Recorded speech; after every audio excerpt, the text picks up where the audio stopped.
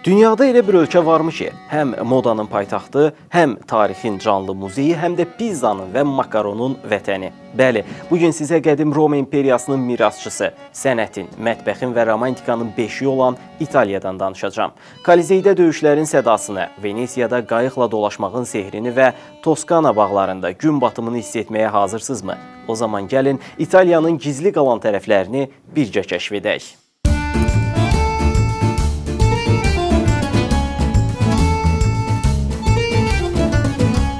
Səyahət etməyi, yeni şəhərlərə getməyi, hətta yeni ölkələr kəşf etməyi xoşlayırsınızmı? Axı, hansımız dörd divar arasında qapalı bir həyat yaşamaq istəyirik? İnsan olaraq təbii ki, gəzmək, görmək, yemək, içmək və yeni yerlər kəşf etmək istəyirik.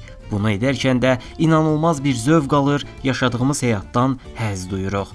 Elə isə sizə elə bir coğrafiyadan danışacağam ki, tarixin hər səhnəsində adı çəkilən, Qərb sivilizasiyasının beşiği sayılan, bənzərinə az rastlanan, mədəni və təbii zənginliyi ilə seçilən, romantizm qoxan möhtəşəm bir sivilizasiya. Bundan əlavə, damaq çatladan ləzzətlərə malik bir mətbəx mədəniyyəti, dünya miqyasında məşhurlaşan moda sənayesi, lüks avtomobilləri və nəfəs kəsən təbiət gözəllikləri ilə tez-tez adından bəhs etdirən möcüzəvi bir ölkədir. Əgər hələ ora getməmisinizsə, əminəm ki, bu videonu izləyərkən dərin bir iç çəkəcəyiniz qaçılmaz olacaq. Səyahətçilər yaxşı bilirlər ki, bir ölkəni tanımağın ilk addımı onun tarixinə nəzər salmaqdır. Buradan çıxış edərək İtaliya necə formalaşdı sualını verdikdə şübhəsiz ki, bir çoxumuzun ağlına Roma imperiyası gəlir. Lakin tarixçilərə görə İtaliya tarixi heç də Romalılardan başlamayıb və qədim dövrlərə gedib çıxır. Belə ki, Romalılardan əvvəl Avropa və Asiyadan gəlmiş müxtəlif tayfalar İtaliyada yaşamış. Yuli Sezarın hakimiyyəti dövründə isə Roma imperiyası bu coğrafiyanı nəzarətə götürmüşdür. Roma imperiyasının iki yerə bölünməsi və sonra tamamilə süqut etməsi ilə İtaliya xırda krallıqlara parçalanıb. Avropa mədəniyyət tarixində dönüş nöqtəsi olan intibah dövrünə ev sahibliyi edib və işıqlı gələcəyə doğru çoxlu sayda alimlər yetişdirmişdir. Həm intibah, həm islahatlar, həm də Avropada baş verən millətçilik hərəkatlarında öncül rola sahib olan coğrafiya. Sonda 1948-ci ildə respublika quruluşuna keçid edərək müasir və cazibədar bir ölkəyə çevrilib.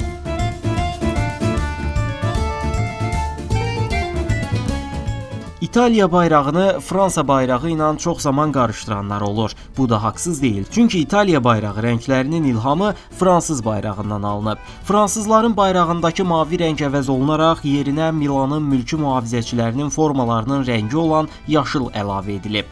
Bayraqdakı rənglərə isə müəyyən mənalar verilib. Belə ki, yaşıl rəng ümidi, ağ inancı, qırmızı isə İtaliyanın müstəqilliyi uğrunda axıdılan qanlarını təmsil edir. İtaliya ölkə olaraq 20 fərqli bölgəyə bölünür və paytaxtı təxmin etdiyiniz kimi tarix qoxan Roma şəhəridir. Əhalisinin təxminən 60 milyon nəfər olduğu düşünülür və əsas danışıq dili İtalyancadır. Bir çox insana görə İtalyanca dünyanın ən romantik və gözəl dillərindən biridir. Bundan əlavə, ölkə Avropa bölgəsində yerləşdiyindən ödəniş vahidi kimi avrodan istifadə olunur. Digər tərəfdən, Cənubi Avropada yerləşən bir yarımada olan İtaliya, İsveçrə, Fransa, Sloveniya və Avstriya ilə sərhəddir. Bununla yanaşı, müstəqil iki Avropa dövləti olan Vatikan və San Marino da İtaliyanın daxilində yerləşir. Vatikandan da başa düşmək olar ki, İtaliyada ən yaygın din xristianlığın katolik məzhəbidir. İtalyanlar yüksək doğum səviyyəsi və az ölüm halları ilə seçilirlər. Buna əsasən orta insan ömrünün 80 il olduğu qeyd olunur. Bunun əsas səbəbi isə insanların zeytun yağı, yağsız ət, balıq və bol meyvə ilə qidalanması, yüksək gəlirlə stressiz həyat sürməsidir. İtaliyanı populyar və cəlbedici edən amillər əlbəttə təkcə bunlarla məhdudlaşmır. Bu ölkə mətbəxi, dünyaca məşhur markalar və memarlığı ilə ön plana çıxır. İtalyanca pasta kimi tanınan makaronlar İtaliya mətbəxinin ən zəngin kateqoriyalarından biridir. Çoxsaylı kəsim üsulları ilə demək olar ki, hər damaq zövqünə uyğun makaronlar hazırlanır. Xüsusilə evdə hazırlanan makaronları olduqca dadlı olur. Bundan əlavə, İtaliya pizzanın da vətəni sayılır. İtalyanlar dadlı və nazik pizzalarını yenə dünyaca məşhur şərabları ilə birlikdə yeməyi çox sevirlər. Şərab dedikdə sadə bir içki yox, Toskana və Siciliya bölgələrində istehsal edilərək bütün dünyaya ixrac olunan xüsusi içkilər nəzərdə tutulur. Hətta turistləri buradakı üzüm bağlarına cəlb edə bilmək üçün şərab dadım mərkəzləri belə açıblar. Digər tərəfdən moda və avtomobil sənayesində də zirvədə olan italyanlar Ferrari, Maserati, Lamborghini, Bulgari, Prada, Gucci kimi yüzlərlə markaları ilə insanların gözünü qamaşdırırlar. Bu markaların ölkəmizdə belə nə qədər böyük bir fanat kütləsi olduğunu deməyə ehtiyac yoxdur deyə düşünürəm. Həm turizmlə əldə etdikləri gəlirləri, həm də dünya bazarına satdıqları məhsulları nəzərə alsaq, Avropanın ilk 5 iqtisadiyyatı arasında yer almaları heç də təəccüblü deyil. Turizmə gəlincə isə İtaliyadakı Aşiqlər bulağı turistlərin ilk baş çəkdiyi yerlərdən biridir. İnsanlar bu çeşməyə pul ataraq pis talidən uzaqlaşmaq və Romaya bir daha gələ bilməyi ümid edirlər. Məlumdur ki, Trevi çeşməsi ətrafında gündəlik olaraq 3000 avro civarında pul toplanır və bu məbləğ hökumət tərəfindən yardım təşkilatlarına paylanır.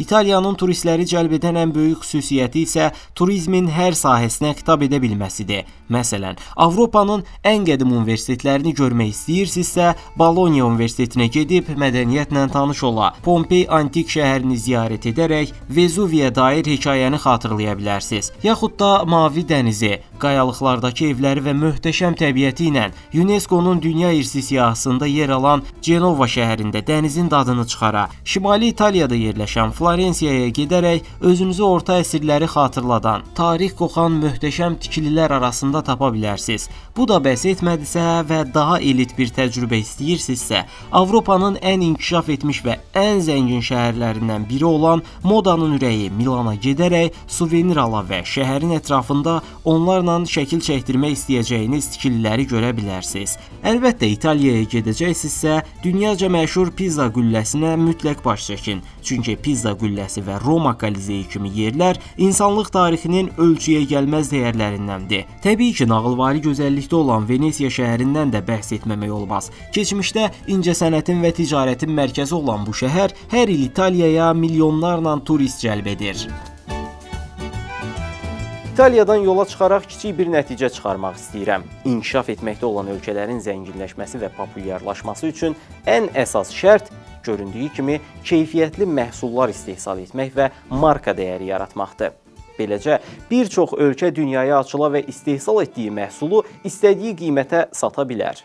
Turizmə gəldikdə isə demək olar ki, hər ölkənin müəyyən bir tarixi keçmişi, bənzərsiz memarlığı və ya ilham verici təbiəti mövcuddur. Amma əsas məsələ bu dəyərləri dünyaya nə qədər yaxşı tanıtdığınız və hansı səviyyədə bazara çıxara bilməyinizdir. Bundan əlavə, bir ölkə xaricə qarşı nə qədər cazibədar bir mühit yarada və nə qədər etibar təlqin edə bilir. Məncə əsas məsələ budur. Əlindəki tarixi dəyərləri, gözəl çimərlikləri və dadlı mətbəxini yaxşı idarə edə bilməyən, istehsal etməyən və ölkəyə valyuta gətirə bilməyən ölkələr təəssüf ki, heç vaxt qibtə ediləcək bir ölkə ola bilməyəcəklər.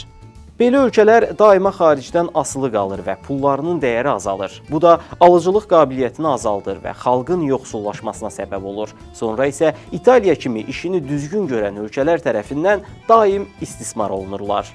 Nəticə etibarilə istehsal etməmək ölkə daxilində bir mövcudluq problemi yaradır və tam müstəqil dövlət fikri bir xəyal olaraq qalır. Bu səbəbdən coğrafiya tale edir sözünü iqtisadi baxımdan doğru hesab etmirəm. Əmək sərf etmədən, yorulmadan və istehsal etmədən rahat yaşamağın yollarını vərdişə çevirən millətlər əvvəlcə ləyaqətlərini, sonra azadlıqlarını, daha sonra isə gələcəklərini itirməyə məhkumdular. Bütün bu gözəllikləri isə gedib yerində görməyə mütləq dəyər. Bəs necə gedə bilərik? Şərtlər və xərclər nədən ibarətdir deyə soruşsaz? Azərbaycandan İtaliyaya getmək üçün Şengen vizası tələb olunur və bu viza adətən 90 günədək qalma üçün verilir. Vizaya müraciət etmək üçün İtaliya səfirliyinə sənədlər təqdim olunmalı və randevu götürülməlidir. Bakıdan Romaya və ya Milana birbaşa və ya tranzit uçuşlarla getmək mümkündür. Bilet qiymətləri mövsümə görə dəyişsə də, orta hesabla 300-600 avro arasıdır. Səyahət üçün pasportun etibarlılığı, viza, sığorta və otel tur rezervasiyası vacib şərtlərdəndir. Belə, video haqqında fikirlərinizi və məndən hansı ölkələrdən danışmağımı istədiyinizi şərh bölməsində paylaşmağı unutmayın. Dünyanı birlikdə kəşf edəcəyik. Bu səbəbdən yeni videolarımı qaçırmamaq üçün kanalıma abunə olun. Növbəti videoda görüşənədək sağ olun.